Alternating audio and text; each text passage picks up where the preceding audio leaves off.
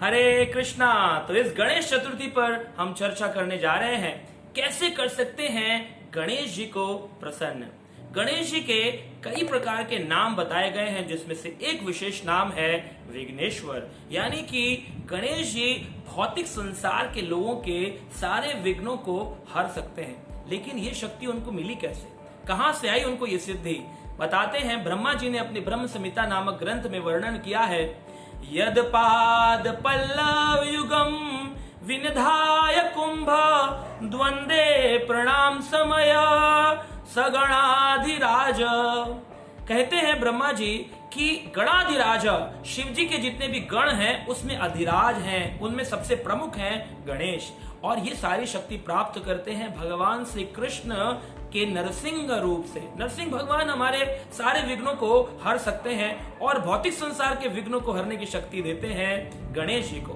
तो गणेश जी एक बार अपने पिता शिव जी की सेवा के लिए तैयार थे, तत्पर थे, द्वारपाल रक्षक बनकर के खड़े थे और सामने से आ गए परशुराम जी। और परशुराम जी को उन्होंने कहा, बस आप अभी विश्राम कर रहे हैं मेरे पिताजी, अंदर प्रवेश नहीं कर सकते हैं। परशुराम जी को क्रोध आया और उन्होंने अपना फरसा उठा करके गणेश जी के ऊपर प्रहार किया। तो उनके दो दांतों में से एक दांत टूट गया और उनका नाम पड़ा प्रसिद्ध नाम एक दंत। इस प्रकार से गणेश जी के पास एक प्रमुख वो एक दंत आया और उस दंत में शक्ति है कि उससे कुछ भी लेखन कर सकते हैं। तो एक बार की बात है कि भगवान श्री कृष्ण के एक शक्ति आवेश अवतार वेद व्यास जी, जिन्होंने पुराणों, वैदिक साहित्यों, महाभारत आदि ग्रंथों की रचना करने का जब उनके मन में विचार आया, उन्होंने ब्रह्मा जी से कहा, मुझे किसी एक लेखक की आवश्यकता है जो मेरी मदद कर सके। और इस प्रकार से ब्रह्मा जी ने उनको गणेश जी का नाम बताया। गणेश जी को बुलाने पर गणेश जी ने कहा, मैं अपने एक दंत से आपके महाभारत ग्रंथ आदि की रचना में मदद करूंगा, लेकिन मेरी एक शर्त है कि मैं बीच में रुकूंगा नहीं, लगातार लिखूंगा। अभी वेद व्यास जी सोचने लगे कि अगर ये बीच में रुकेंगे नहीं तो मैं अपने सभी ग्रंथों पर कैसे अलग अलग समय पर काम करूं, कैसे अपनी नियमित क्रियाएं करूंगा।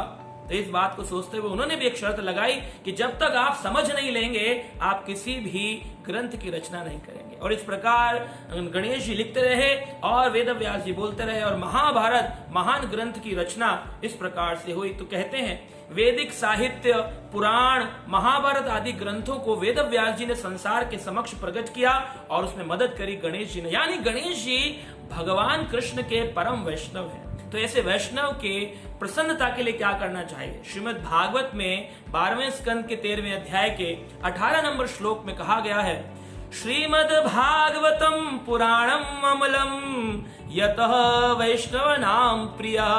वैष्णवों को प्रिय है श्रीमद् भागवत ग्रंथ। तो ये बहुत सुंदर अवसर है कि गणेश चतुर्थी पर गणेश जी को प्रसन्न करने के लिए इस बार गणेश जी के विग्रह की जगह अपने घर ले आए श्रीमद् भागवत, भगवान का वाक्य अवतार, भगवान का ग्रंथ अवतार अपने घर लेकर आए और अपने मित्रों को भी श्रीमद् भागवत ग्रंथ भेंट में दें। बताते हैं कि गणेश जी इतने प्रसन्न हो जाते हैं जब हम वैदिक ग्रंथ, पुराण जो कि उन्होंने लिखने में मदद करी, उसको संसार के लोगों के सामने वितरित करते हैं, उनको बांटते हैं, उनको देते हैं। भागवत को अपने घर लाएं, उनकी पूजा करें, उनकी स्थापना करें। इससे भगवान कृष्ण आपके घर आएंगे, वैष्णव गणेश प्रसन्न हो जाएंगे और हमारे संसार के सारे विघ्न भी समाप्त हो जाएंगे। इसलिए जल्दी से जल्दी ले आइए श्रीमद् भागवत को इस बार अपने घर में। हरे Krishna.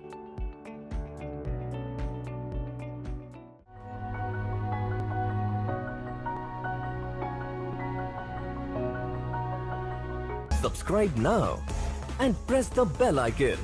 Never miss an update.